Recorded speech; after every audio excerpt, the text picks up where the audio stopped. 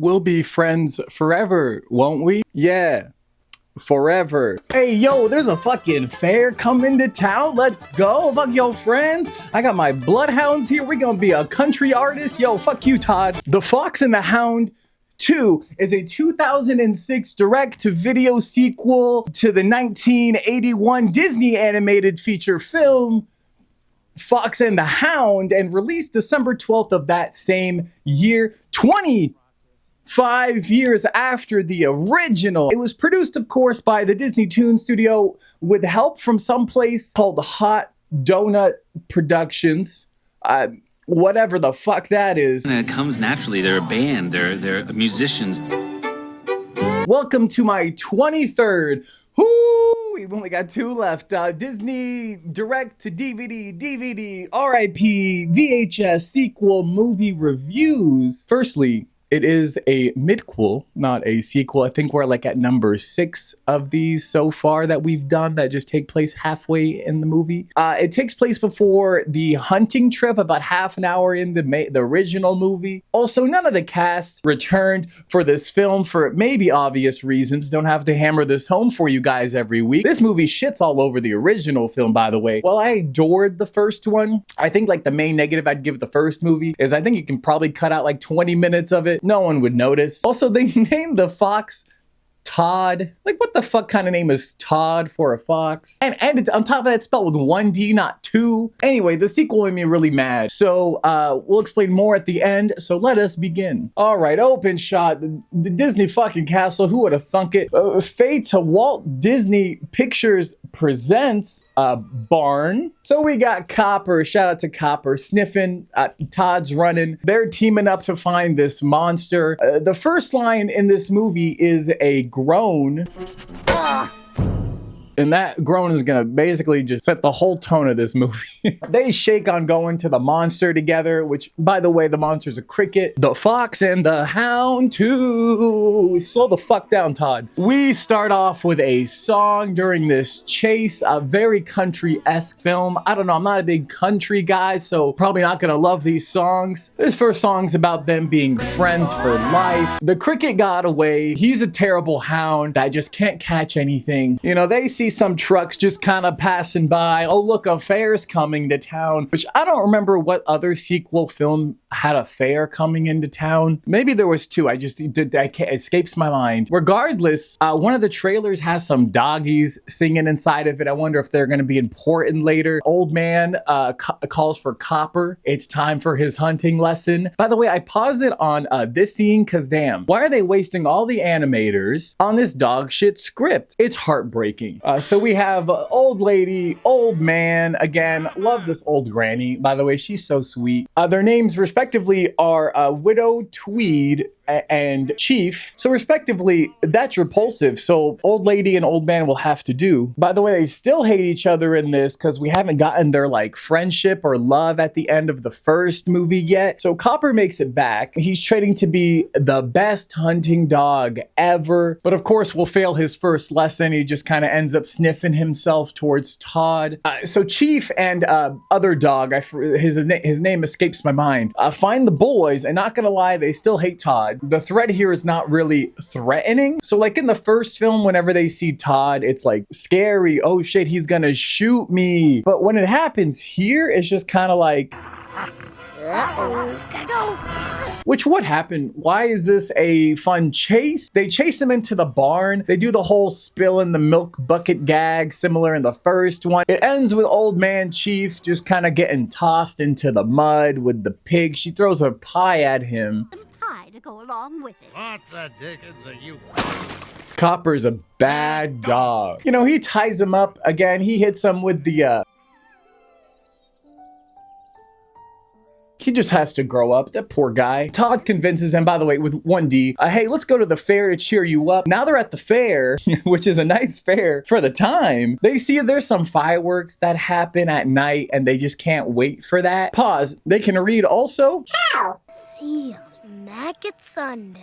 Shake on it. They do this gag where every time Tod shakes, he just kind of gets fluffy. This is the second time I've noticed this, so let's keep score if this keeps happening. They hear harmonizing nearby, and they run into the dogs from that trailer earlier. The first thing we hear is a dog named Dixie, who, by the way, is played by Reba, and much like Turk from played by Rosie in Tarzan, not a big fan. The story itself is set in the country.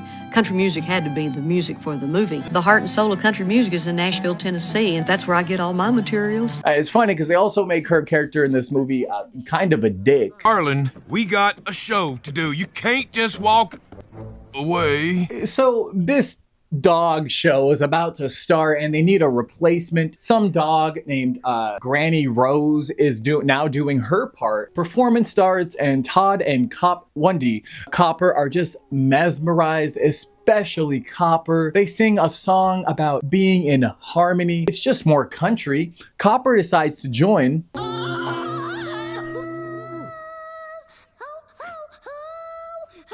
They bring his ass up on stage and they sing with him. Elvis reference. Thank you. Thank you very much. You know, they get a standing ovation mostly for Copper. They say, "You got talent, kid. Come back in a couple years." He didn't even get paid. Dixie overhears them. She confronts them after just being unlikable. She's kind of like, That wet behind the ears puppy could ever take my place in a band. I didn't say that. they argue. She ends up quitting. Good riddance. Other dogs freak out though. By the way, there's a talent scout coming, so I guess they're trying to impress him. And there's also like this small scene. There's a couple of small scenes that I don't really know what the point of them are, with this like Girl Scout and this talent scout, which again, the human elements in this film just feel out of place when we're comparing it to the original. Like, I just want to see the fox and the hound. Who are these side characters that don't play into anything? So main dog here, Cash is his name, who's played by Patrick Swayze, for some reason just goes over to Dixie's trailer to let her know that he was just joshing. But of course she doesn't accept the apology. Now listen, you. Now you got me riled. You know, they ride the carousel while Copper throws up on it. There's really just a bunch of filler in this film, huh? So Cash, the dog, comes to get Copper and asks him to join the band. It looks like those few years for him to come back later meant nothing. He says, well, hey, can my like friend Tod with 1D join the band too? And he's like, well, can the fox sing? So they make him part of the entourage instead. He's basically just their water boy. I can already see where this is going. They end up firing Reba Dixie because she's a bitch. She still has feelings for him though. So she has an idea to get rid of Copper. Let us see where this goes. And explore Reba's character, Dixie, a little further. While introducing his bandmates, they ask him if he's a stray. Of course he's a stray. You don't see a collar on him, do you? Well, that's true enough. I don't say one. This film is just setting up all the disasters waiting to happen. Also, old lady, old man owners are just at the fair too, just because. So back with I guess there was nothing else to do back in the day. So back with the band, they were just doing more play than rehearsal. Miss Dixie stops Copper to give him some tips, like, you know, eat some peanut butter before the show. By the way, this lick scene goes on for far too long, and they do it twice. So like Tod, with spelled 1D, runs to get his owner's cow to spray milk in his mouth to fix the peanut butter fiasco. What the fuck, now he's cured. Reba Dixie gets caught, you know, doing the peanut butter scandal of 2006. Now she's through. Rid of me ain't gonna be so easy, Cash.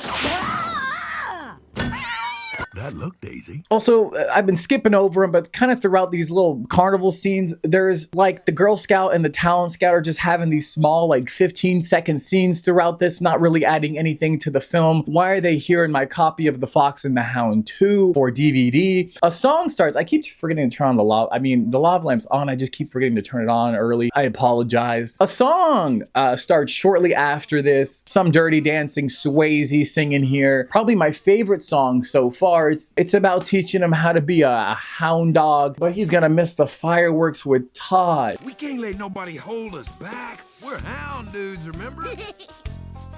It kind of takes place backstage and in the music world, and I do know a little bit about it. Now, not all of it. I'm still learning, because I'm still doing it and getting my feet wet. After their fun time, they make it back to Tod, who's just kind of slaving away, cleaning a bowl. He's mad at him. Who cares about Cash? He calls him a dumb dog. He's not around anymore. Well, I'm around now. Let's do something. Then Swayze comes to get him to practice more. The friendship is going down the hill. Dixie and this cat named Zelda see that Tod is in trouble and they try to relate to him, which turns into a song. Fuck me. We have a Reba song here.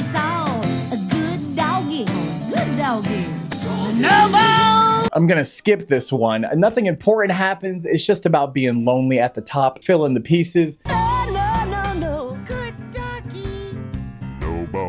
Also, when the song ends, it's kind of like a harsh transition back to them just kind of talking. Caught me off guard. Okay, fast forward a bit because I really dislike this film. So we see Chief and Widow Lady looking for their pets now because it's night and they haven't returned home from the fair. And I won't lie, this scene is probably the most relatable to the first one so far, and it's only like 30 seconds long. They say they'll keep an eye out for each other's pets, which I don't know, I felt something here for the first time in this film. It's a little sad. If I see a sign of your puppy, I'll give you a holler. I say hi to hair of that fox of yours. Well...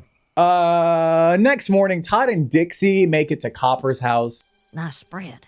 Could use a woman's touch. Dixie basically has a plan to get Chief to follow them to get Copper back home, but like, can't they just like go and tell Patrick Swayze dog that he's not a stray and just solve this problem right away? Why are they going through all the trouble of getting the owner? So Tod wakes up the boy dog that I still forget the name of, and that resulted in waking up the old man. So now both of them are chasing Tod with 1D down. So this just contradicts the scene that I just praised like 2 minutes ago. So what was the point of that scene where he was like, hey, I'll bring Tod home if I see him? Like, what the fuck? Now he's trying to kill him. Anyways, let's just forget about that previous scene. Then we get literally another Girl Scout and talent guy scene again. Literally no point to it. They make it back to the fair. They run into the guy playing darts. They hit a cow in the ass with the dart. Now the cows are causing a ruckus through the whole fair. They end up making the CG Ferris wheel, by the way, spin off the tracks. There should be some casualties here if you ask me, but there isn't. Girl Scout and, I don't know, at this point, Doug Dimmadome are just casually walking past this hellscape. Now, they're just trying to make it to the talent show where the dogs are about to sing. Again, no worries about what's happening outside. And then this scene happens.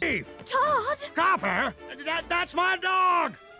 You ain't straight. Why go through the trouble of all of that? Also, the CG wheel is still going strong outside. It slams right into the building. Now everyone's leaving. Doug Dimmadome starts crying after this and he drives away. So again, what was the point of all of this? Why was this here? They fire Copper after this. He's taking the fuck out of show business. The band just parts from each other because Cash Swayze is a dick. Why is it always rain when things go wrong?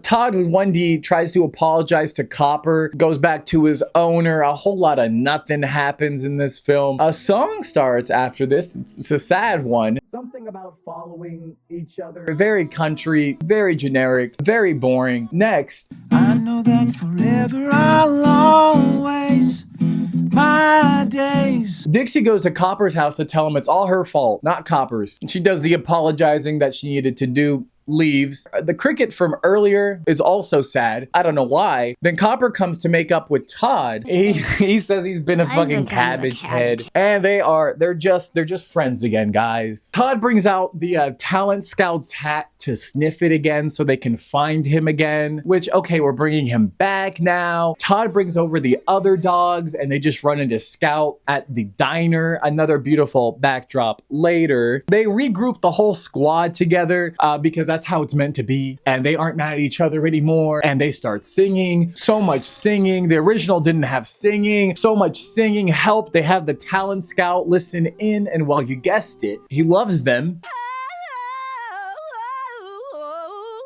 Really loved him. Fry his bacon. He finally found his axe, so they got the record deal or whatever. I'm sorry. I thought this movie was about the fox and the hound, not the singing country choir dog band. Dixie was at a bar. Dixie was commiserating about her circumstances over a bowl of kibble. The two friends reunite back to their old ways. What a wonderful movie plot that didn't need to exist. And I shit you not, another song plays after this. It just doesn't end. We get a cut to the widow and chief just hanging out with the animals, which, hold on, this shouldn't be happening because they're still supposed to hate each other. This scene shouldn't be happening until the end of the first movie. Why are we friendly now? This retcons the fucking original. I'm so mad. I hate these songs. Also, Tod shakes and gets fluffy again. So that's 3 times. Glad you were keeping score.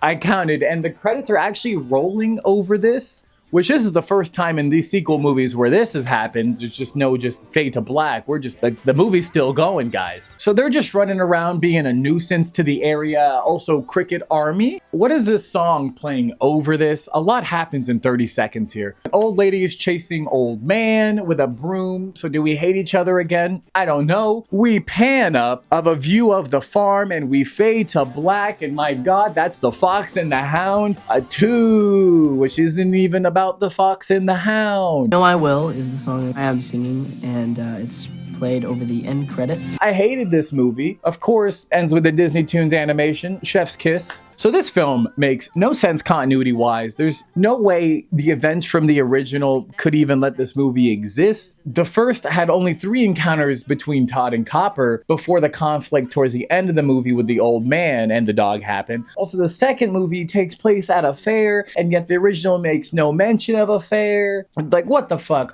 Disney did work with a lot of many popular country artists of the time and the country music television cable network to promote this film. And so we went down there 4 years ago, pitched to various songwriters, Marcus Hummon, Will Robinson, Gordon Kennedy, and gave them specific scenes that we wanted to write, have them write for. Yeah, this is the best cover they could do for the album. I mean, they really wanted you to know that it was country. Never once asked anybody for their autograph, but I got these guys' autograph.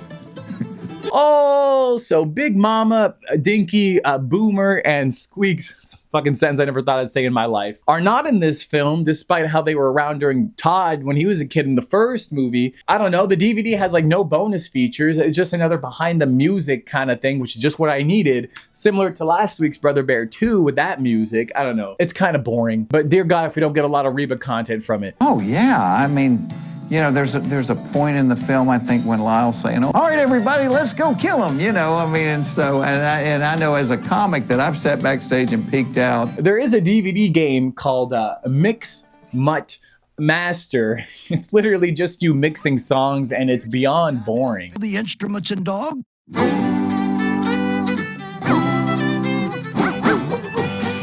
Another game called Disney DVD Game World : Demo Disney Dogs Edition. I don't know what the fuck that is. It's just like a Monopoly trivia with the Disney dogs. Why is this a demo? Where is the full game? There's also a whole ass Goofy short on here for some reason. And as always, don't forget to register your DVD. Please remember. Honestly, I think that's it. Like, I just can't with this. I just don't want to do this. So thank you for joining me. Join me next time where I cover the next Disney direct-to-video DVD, VHS, RIP sequel movie, Cinderella 3, A Twist in Time, the crown jewel, basically.